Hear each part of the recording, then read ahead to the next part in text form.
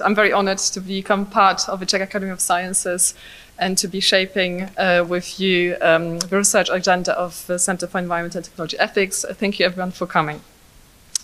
So I am at heart a scholar of social transformation in the 21st century. My work responds to the challenges posed by climate change and in emerging technologies. Specifically, I rethink key concepts from the Western philosophical tradition, including solidarity, community, and universality, to make them more effective in responding to the challenges that we face today. I treat philosophy as an instrument to create more habitable futures. Today, I will be presenting one strand of my research, focusing on grand narratives. Grand narratives are big stories that give meaning by providing an overarching framework for ordering events and accounting for people's place in them. They fell into ill repute several decades ago in a period of postmodernism because of a totalizing and oppressive character. They were replaced by micro-narratives or small stories that were more sensitive to local situations and power dynamics. Yet today, with climate change and rapid development of new technologies, we are faced once again with bigger questions that need bigger frameworks. How to reimagine humanity's place on our planet?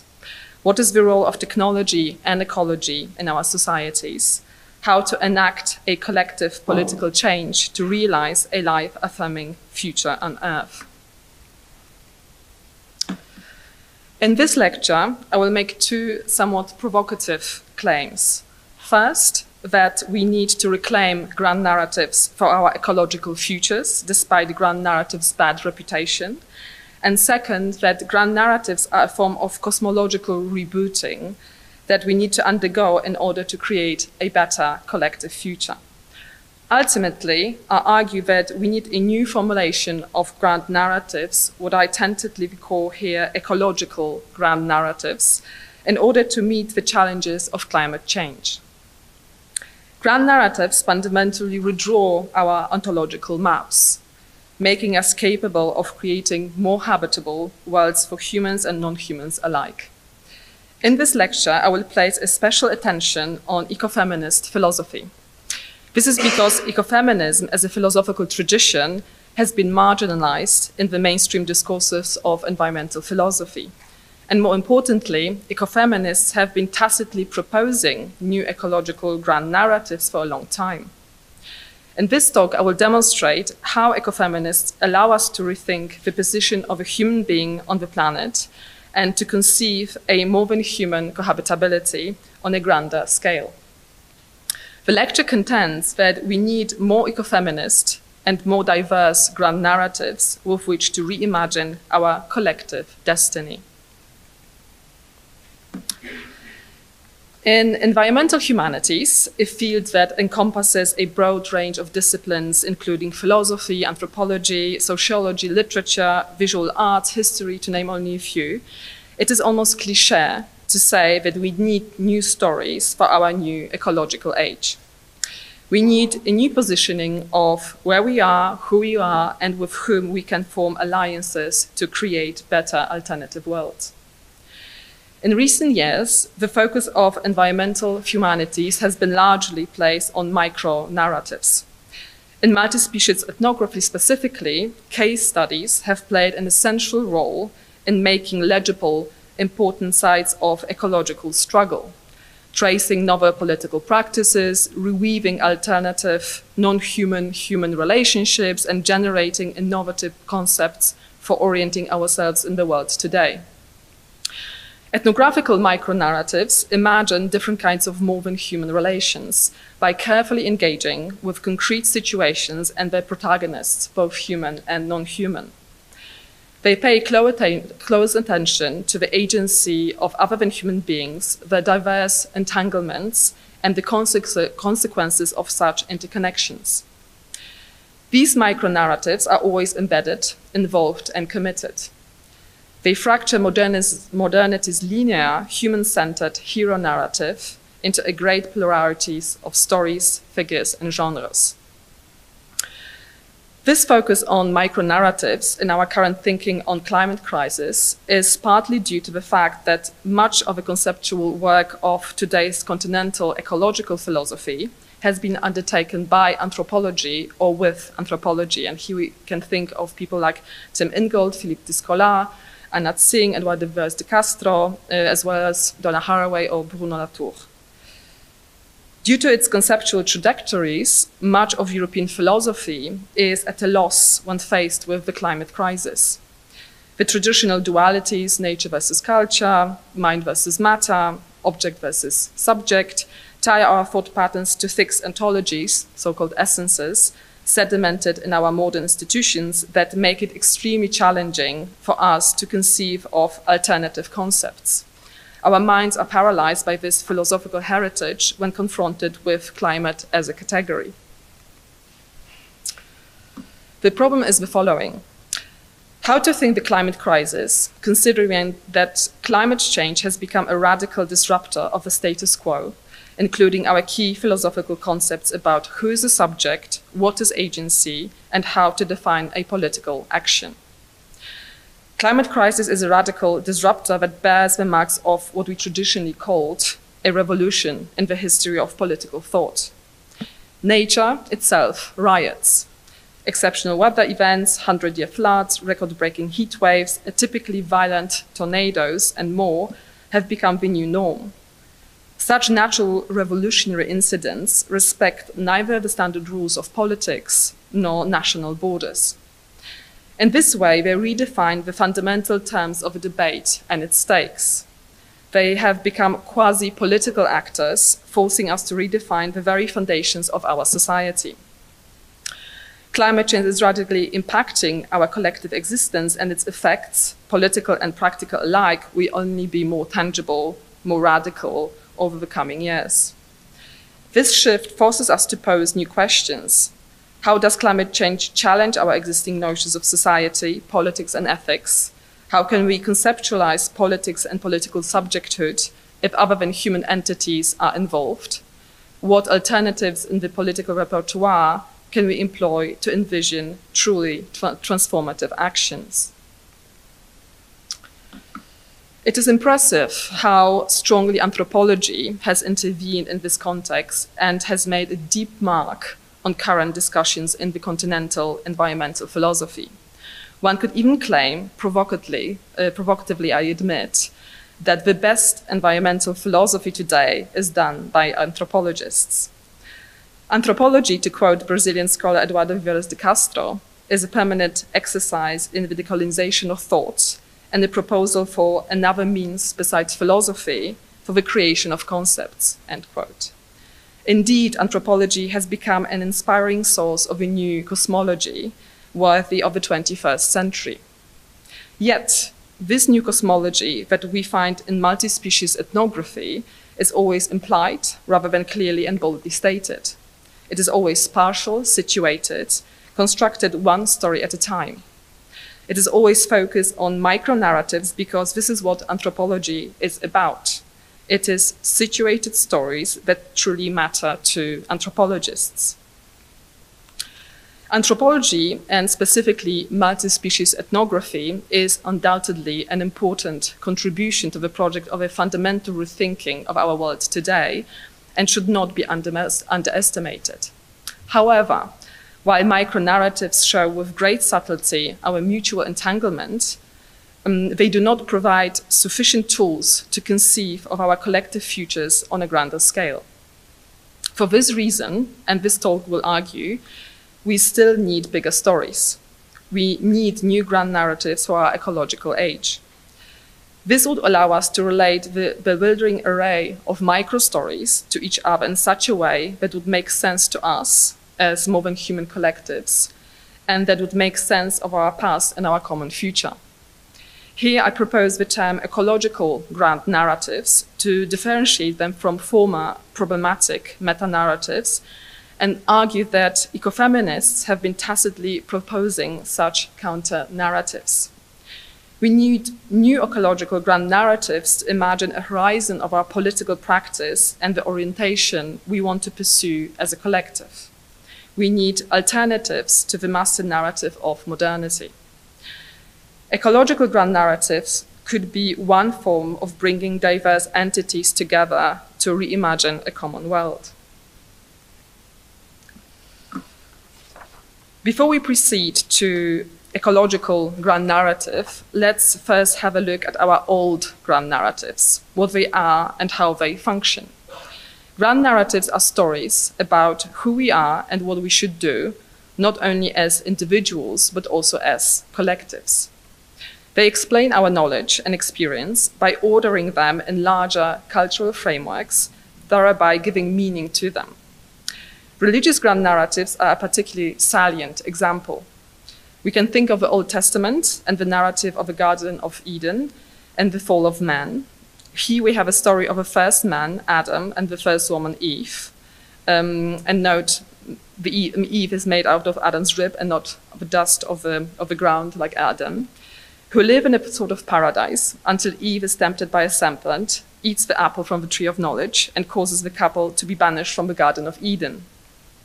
In this grand narrative, human beings are understood as sinful and condemned to eternal suffering, while on earth, male human beings are the peak of all creation. Because they were made in the likeness of God, they have dominion over all the natural world. So the fish of the sea, the birds of the heavens, the cattle, and all the earth. Women, in turn, are considered as bearers of Eve's guilt and therefore are meant to be in a subordinate relationship to men. They are the temptresses that lead good men astray, as this motive resurges forever in literature, visual arts, and philosophy. This grand narrative tells us also that the world was created once and for all and does not need to be constantly maintained or taken care of.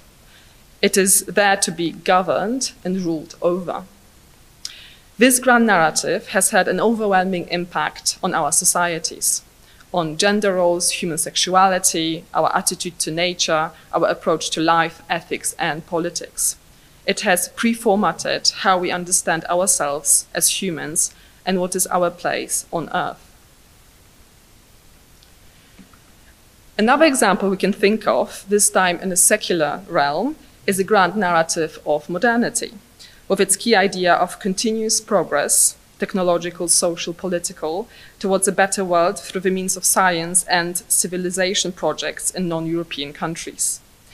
Key values are enlightenment, freedom, productivity, and growth that, in its official version, benefit everyone. The vision of a human being in this grand narrative is one of sovereignty. This is of individuality and independence from the natural world, from the limits of materiality, from other people. Such a sovereign subject has been championed by modern philosophy, and as many scholars have argued, has contributed to our ecological crisis today. In this grand narrative of modernity, we are in the position of mastery towards nature. We are said to be radically different from nature, better than animals, special and unique, due to our powers to speak and reason. In this grand narrative, the only way to overcome the ecological crisis is to tighten the technological grip on nature and attain total mastery over the planet Earth, as is the case in the eco-modernist approaches, including geoengineering. So these are only two examples of grand narratives that are particularly powerful in European culture and still structure our collective lives. Nevertheless, in the philosophical and cultural discourses, grand narratives have fallen into ill repute, particularly since the second half of the 20th century. This dramatic fall from grace is the cumulative effect of a series of transient critiques of philosophical totalizations by an array of post-structuralist philosophers, so Michel Foucault, Gilles Deleuze, Félix Guattari, Jacques Derrida, alongside critiques of notions of the universal subject, male, white, straight, master, by feminist, queer, post-human, anarchist, and post-colonial thinkers and activists. An identification of the grand narrative as a distinct philosophical category was most clearly formulated by Jean-François Lyotard's much discussed diagnosis of our postmodern condition as incredulity towards meta-narratives. And here I conflate meta-narratives, grand narratives, narratives, and big stories. and then micro-narratives, small stories, and case studies, because in a way I take my cue from Lyotard, who also uses interchangeably grand narrative and meta-narrative, and for the purpose of this argument, I think we can do that, even though they have different trajectories as words as well. So in his work, Lyotard focused on modern meta-narratives of legitimation in scientific research that had fallen out of favor in the final decades of the 20th century. The first is the grand narrative of the emancipation of humanity from all forms of political and social oppression in order to determine its own fate. And the second meta-narrative is of a progress in science towards an encyclopedic totality of all knowledge. As Lyotard argues, these grand narratives of modernity lost their efficacy as organizing principles of our society's thought and sensibility. By doubting them, we became postmodern. In the following debates on postmodernity, the term meta-narrative was expanded to include various types of generalizing theories. Other grand narratives were identified and criticized not only due to their efficacy, but also due to their totalizing and oppressive character. Minorities launched a richly deserved attack on meta-narratives. This critique was seminal.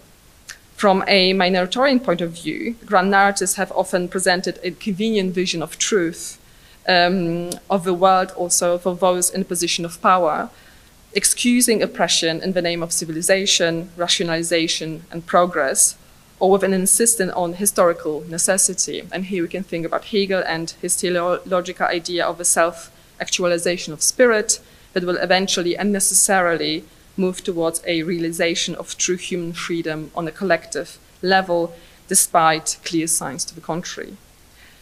In brief, grand narratives were too costly for those who had to pay the highest price, that is, those who were not in the position of hegemony. So women, colonized and racialized subject, animals, ecosystems. The essential work of minoritarian thinkers made us the inheritors of the intellectual tradition of critique, particularly wary of big stories. The minoritarian pushback against grand narratives was an urgent undertaking and undoubtedly necessary at the time. Nevertheless, I wish to argue that in the wholesale rejection of grand narratives as a genre, something crucial has been given up. The total rejection of meta-narratives deactivates forms of speculative imagination that are necessary for political action. We need grand narratives to envision alternatives for collective living, to invent new relations, habits, institutions, to envisage a horizon of common action, to project in excessive scales and formats, to demand the impossible. Such speculative forms in both philosophy and politics need to be actively maintained and practiced to remain operative. They need to be taken up and re-articulated time and time again. We should not underestimate grand narratives' power in the creation of communities. They function as fundamentally generative and performative operations. They create a reality. In response to Lyotard's initial diagnosis, cultural theorist Frederick Jameson argued that perhaps it is less the disappearance of master narratives that should be positioned and posited as a sign of postmodernity, but rather the passage underground, that is, the continuing but now unconscious effectivity as a way of thinking about and acting in our current situation, what Jameson called the political unconscious. For us, 40 years later, the question is whether these grand narratives should be left underground, and to what extent their political efficacy is compromised by treating them as a sort of philosophical anathema. And whenever I speak to my colleagues in environmental philosophy and mention grand narratives or universality, there is a clear no, a clear rejection, with an exception of last week at the Council Center conference full of environmental humanities. There was a gentle maybe. So we're getting somewhere, which is good. So unlike Lyotard, Jameson argued for the necessity to retain a grand narrative, in this case, Marxism, to pursue a political project of collective emancipation and equality. My contribution subscribes to a version of a Jameson's position, but for our own, no longer postmodern times. We need new ecological grand narratives for a collective future, and I would argue that the ecofeminist contribution is key in this respect. My contention is that ecofeminists have been pursuing new ecological grand narratives for a long time. They did not explicitly reclaim grand narratives for the 21st century. They have been tacitly attempting this gesture, and I would argue they have been penalized for this attempt in the debates with post-structuralist feminists of the 1990s.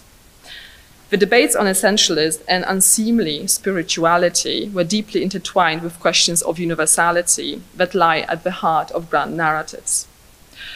For those of you who are less familiar with ecofeminism, I will say just a couple of words about this movement that is social, political, philosophical, artistic, environmental, and spiritual. So it's definitely a full package.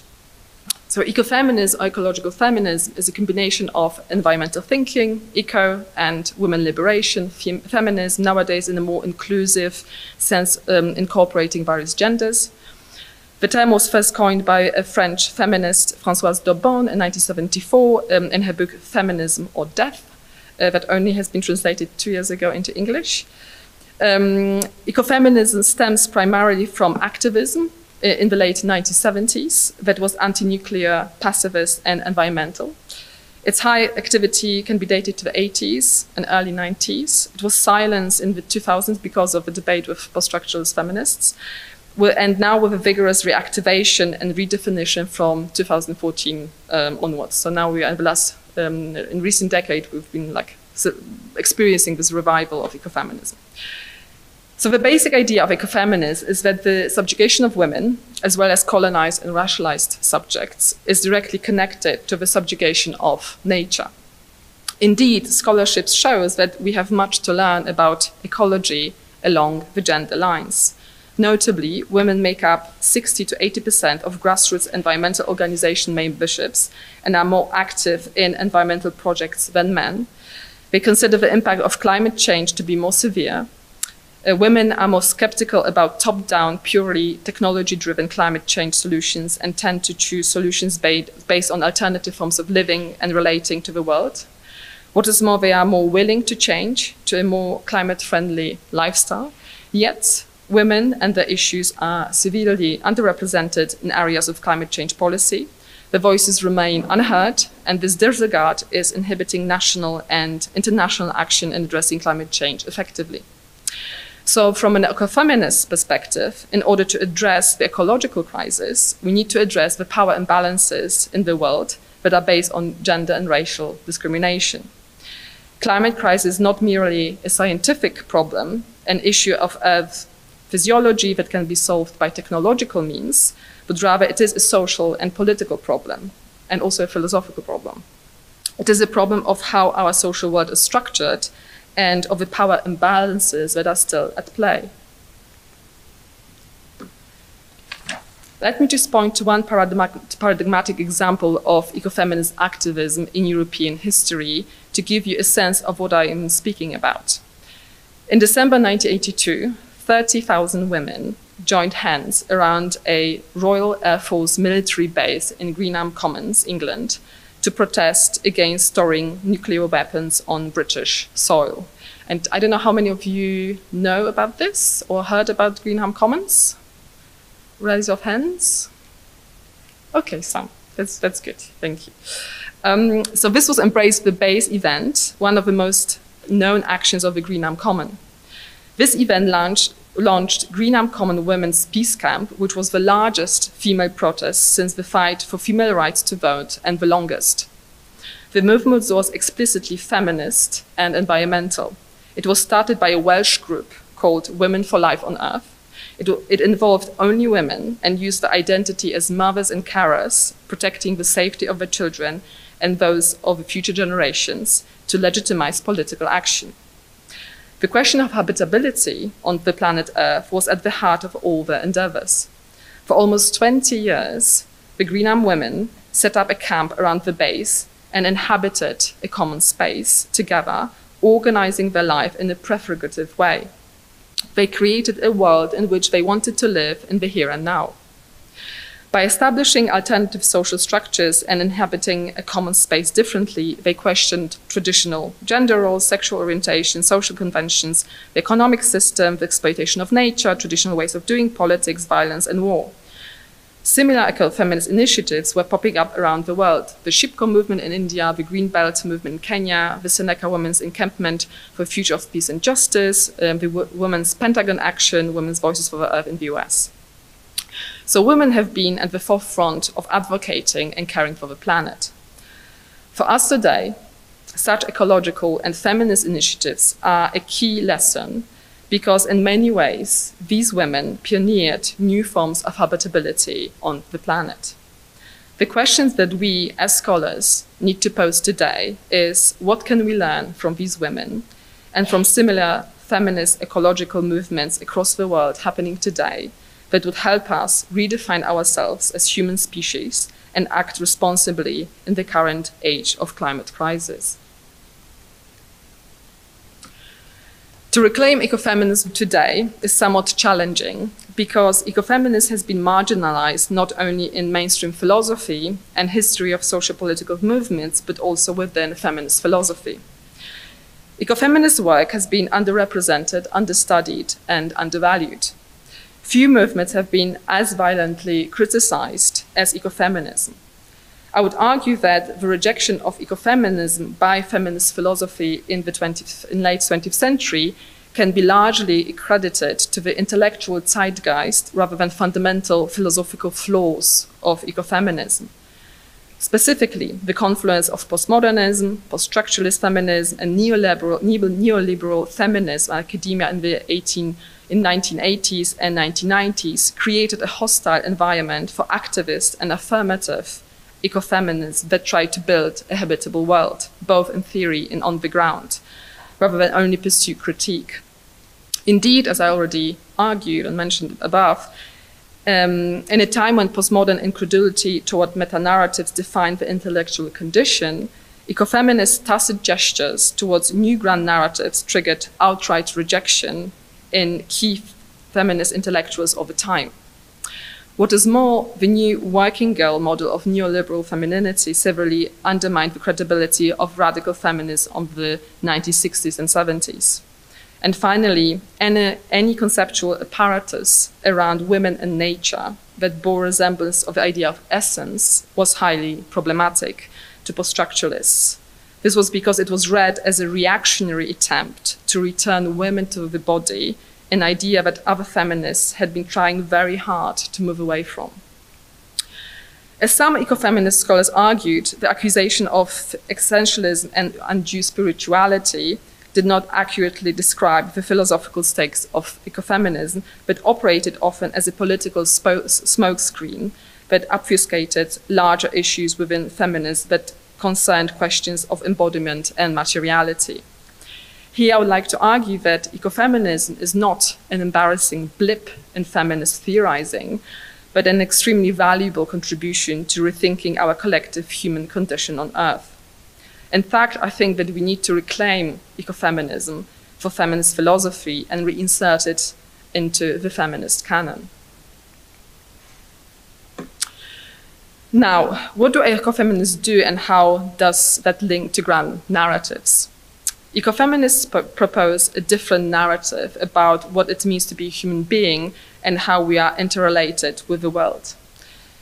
Instead of the idea of a human being as autonomous, which was one of the key tenets of modern philosophy, ecofeminists propose an interdependent human being that could not be conceived beyond its material base, the body she occupies, the air she breathes, the soil she relies on to produce food, and the practices of cooperating with nature to benefit both the human and the non-human.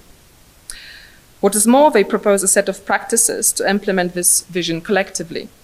Ecofeminists propose an alternative, more sustainable, life-affirming way to inhabit the world than our current modes of living. They focus on a reproduction of life as a whole, emphasizing practices of sustenance, care, communing, repair and healing. Ecofeminists see themselves as interdependent with nature. They focus on sustainable forms of living and thriving on our planet, act in mutual aid and cross-species solidarity, embody direct democratic political processes by organizing in egalitarian and non-discriminatory ways, connect means and ends by creating the world in which they want to live in the here and now. And there's a lot of basically anarchist organizing that is at play here. So ecofeminists were quite influenced by anarchist thought as well. For lack of space, I cannot do justice to the rich and diverse tradition of ecofeminism. Here I would like to draw your attention to only one example, that is the most recent work of a new generation of French ecofeminist thinkers, Emily H. de la Génération, Enquête sur la disparition et son remplacement par la production, which came out in Paris, published by La Découverte this year.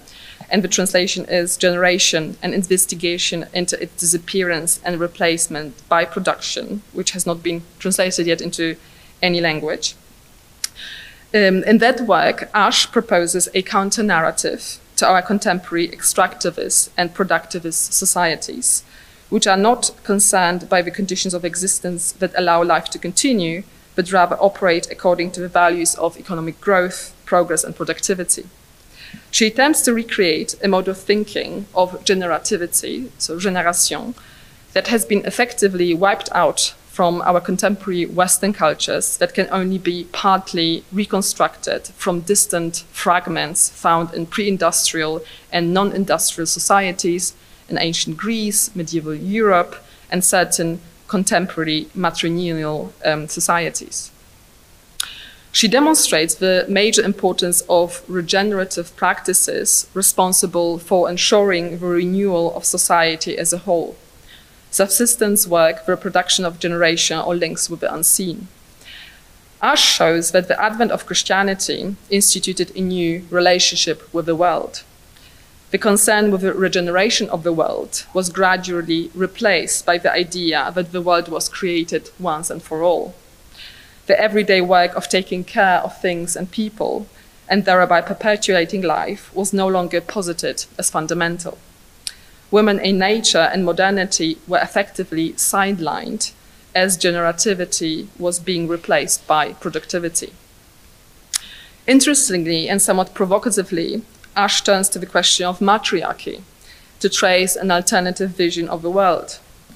Regardless of the debates whether matriarchies ever existed or not, Ash speculatively reconstructs what matriarchy would mean in practice for our societies.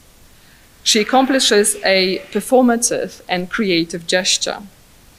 Even though Ash does not mention grand narratives herself, working very much in a post-structuralist and pragmatist traditions, what she attempts in her book, is indeed an effort at offering us a bigger alternative narrative about where we stand with respect to each other and to the non-human world. It is a story in which the realization that humans inhabit a common space with other beings and that they are generated by their environments play the key part. In that story, humans are considered from the environment, soil more than human collectives, rather than from the essences that they purportedly inherently possess: logos, agency, free will, moral action. A new vocabulary for rearticulating human, non-human relationships is developed. This is an important shift in philosophy that reconfigures what it means to be a human in an ecological age. Ecofeminists propose new ecological grand narratives in the sense that ecology is not anymore one question among others, but an aspect that completely redefines our political order today. That is why ecology is fundamental to any form of politics today, including feminism. One of the crucial features of ecofeminism is that it is as anchored in practice as it is anchored in philosophy. Rather than merely performing the negative work of critique, ecological feminists try to construct viable alternatives. They build a different common world with humans and non-humans, and thereby make an affirmative gesture. Ecofeminist mode of living, organizing, and theorizing are useful not only for the specific group of people, women, but they also present livable modes of cohabitation for all. That is why I would suggest calling it ecofeminism for the 99%, taking the cue from the global feminist strike, feminism for the 99%. Let us now move on to cosmological rebooting. In this lecture, I contend that new ecological grand narratives are a form of cosmological rebooting, which we need to undergo as societies in order to create a better collective future. To some extent, it is a passivity competence, in that it involves the acceptance of the paradigm-changing event of climate change, rather than denying it, as climate skeptics do, or wanting to master it, as geoengineers do, and allowing it to reformulate our fundamental frameworks for understanding the world today and our place in it. Cosmological rebooting is a fundamental redrawing of our ontological and existential maps of what constitutes our cosmos, our world, our beliefs, our values, our relations to human and non-human others, our political, social, economic, and spiritual systems. Only through a cosmological rebooting will we be able to effectively compute the drastic changes that we are currently experiencing. Such a cosmological rebooting must take place as a necessary step in any active and effective response to the climate crisis at hand. To think in terms of cosmological rebooting is to consider climate change as an intervention both into our habits and in our habitats. Our contemporary ecological crisis is a problem of habitat in the sense that our ways to inhabit the world are in crisis. French philosopher Bruno Latour draws a thought-provoking connection between habitat and habit, moving away from traditional ideas of humanity's definitional essence, so the innate qualities that humans supposedly possess that make us different from all other beings, like logos, towards a pragmatic and practice-oriented definition of human beings.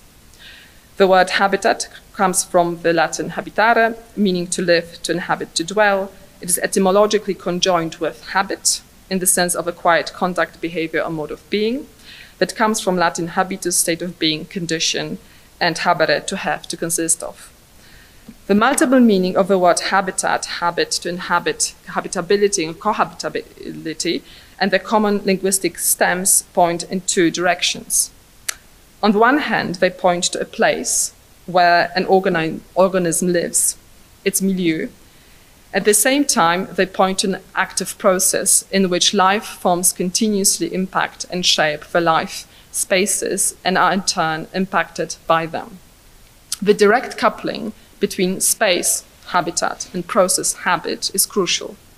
It moves us away from thinking in terms of individuals versus their environments, and instead rearticulates existence as a joint collective venture between humans and non-humans.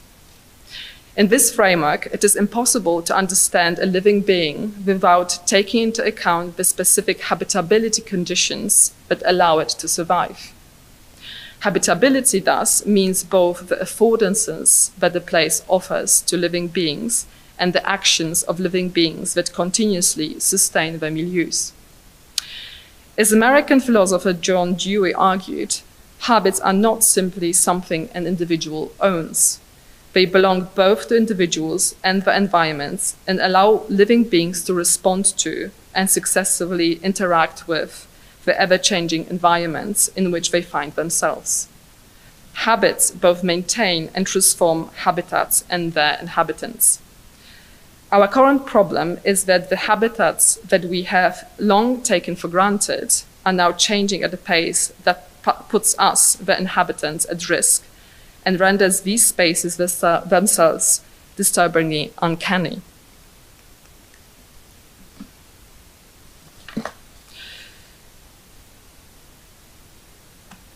Ecofeminists and various contemporary political ecologists, such as Bruno Latour, Isabel Stengers, Deepesh Chakrabarti, turn our attention to the question of habitability on Earth by pointing out the integral materiality of the concepts which we use to understand the world. Most of our traditional political concepts neglect or ignore entirely our physical reliance on clean air, fresh water, and fertile soil. By and large, such material resources are taken for granted. Following Pierre Charbonnier, Latour underscores, for instance, that politics is not only about humans in a vacuum. Freedom must have a place, a climate, a soil. The question is therefore about the place where our key concepts, freedom, solidarity, equality, are enacted and what they are made of, what sustains them and what makes them possible. As many feminist thinkers have already pointed out, this is a problem of human situatedness that cannot be ignored any longer. Habitability is an inquiry into spaces that can sustain life, broadly understood, not only the lives of humans, but also the existence of all varieties of non-humans, and the practices, the habits that make this possible. From this perspective, habitability becomes the most vital ecological consideration of our time. It allows us to fundamentally reorient our understanding of interrelations between human and non-humans on Earth, and ultimately to redefine what it means to be a human being in an age of climate change. Climate change and emerging technologies are human-shaping interventions from without that are reformatting who we are as humans by forcing us to reformat what we do. Historically, such large-scale and wide-ranging anthropotechnic interventions were the preserve of religion, with religious conversions functioning as a means to reset one's spiritual life. In the 21st century, climate change has transplanted religion and challenges us to collectively redesign our world, to convert to a new reality by forcing us to redesign our practices. The climate crisis obliges us to create a new cosmological framework. We need new practices of cohabitability with human and non-human worlds. We need to train new habits towards more habitable worlds that would shift the primary focus away from growth and progress, values that constitute some of the fundamental reference points of our world, and concentrate instead on cultivating practices of repair, generativity, and maintenance. As I argue through this talk, one way to do this cosmological rebooting is with ecofeminism. My contention is that we need to turn to ecofeminism in order to develop a new concept of politics, what I would call a politics of cohabitability, that would take non-humans as an integral part of politics and allow us to reconsider our political practices with non-humans. The task would be to rewrite habitability from a feminist point of view and formulate a philosophical framework to articulate an ecofeminist mode of human-non-human cohabitation on a grander scale.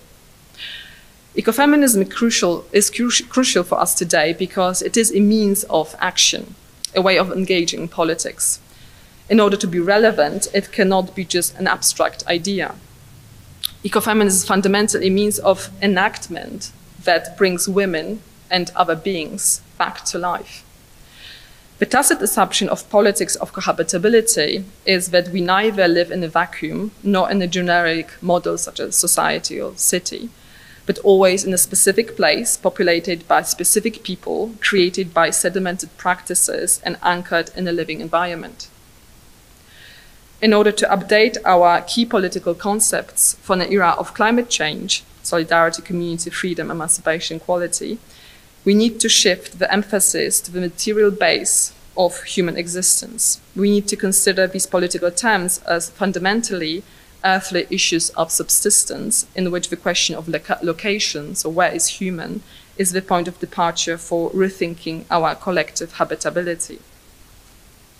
We need to link philosophy of cohabitability to the everyday political questions of modern human cohabitation. Ecofeminists have been actively pursuing such a practice for a long time. It is important that we attempt to articulate in diverse and plural ways what it means to cohabit the world today. Here at CETE-P, we aim to actively engage in these key debates. On a concrete note, we are organizing a conference on precisely this topic, entitled Cohabitability, Ecologies and Technologies of Living on Earth, that will take place in October 2025. It will gather a wide range of international scholars working on questions of habitability and cohabitability from various disciplines. And this conference aims to articulate the deep intertwinement of ecology and technology. Traditionally, ecology and technology have been relegated to two different spheres, ecology to the sphere of nature and technology to the sphere of artifice, with a strict disciplinary separation enforced by the two. Such a clear-cut distinction is no longer tenable if we are to effectively tackle climate change. The conference we are organizing aims to dissolve the binary delimiting ecology from technology, serving as an example of what we gain in doing so. As such, the conference moves beyond mere critique of our current modes of living and functions instead as a step towards the search for constructive alternatives that will help us build better collective futures. We will also be inviting key political ecologists to Prague, and also we will attempt to articulate what cohabitability means in Central and Eastern Europe. These perspectives have been unfortunately marginalized in European and global discourses on climate change. However, the region has much to offer in broader debates on these questions.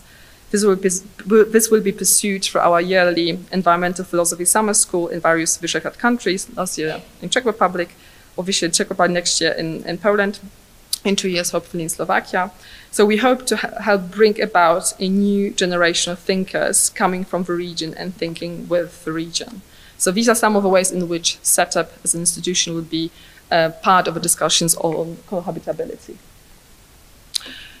So in this lecture, I have given you a grand tour of meta-narratives, ecofeminism, and different ways of thinking about the climate crisis as a form of cosmological rebooting. As I pointed out above, grand narratives are big stories that fundamentally pose a tricky question of universality, so who is included in the all. Universality, in turn, is a question about politics, how to create a community and with who counts as a political subject capable of actively participating in a collective effort. I argue that we need to recuperate the salient term of universality and reconceptualize it towards a new notion of affected pluriversality, one that makes space for other also non-human modes of existence. As French philosopher Etienne Balibar points out, the quarrel of universals today is not whether one is for or against the universal, but rather how one defines the universal. Universality is an inescapable question, but it is evident that the universal that we are conceptualizing today cannot be the same as the universal of Plato, Hegel, or Kant. Pluriversality points to a multiplicity of various worlds and to what is in common, yet not the same, across difference. It is not an abstract philosophical concept, but a lived negotiation between radically different beings, humans, plants, animals, soil, towards a life-affirming cohabitation. In light of the climate crisis and a swift development of new technologies, we need to ask about the role of non-humans in our conceptualization of universality. How are we affected by non-human others? How do we become who we are, owing to the entities that affect us and constitute us? To quote Barbara Cassin, we need to complicate our universals in order to better account for our hybrid human-non-human political communities in the 21st century. And this is what ecological grand narratives basically aim to do. Whatever is saved of grand narratives marks the moment of political decision. Thank you. And illustrations.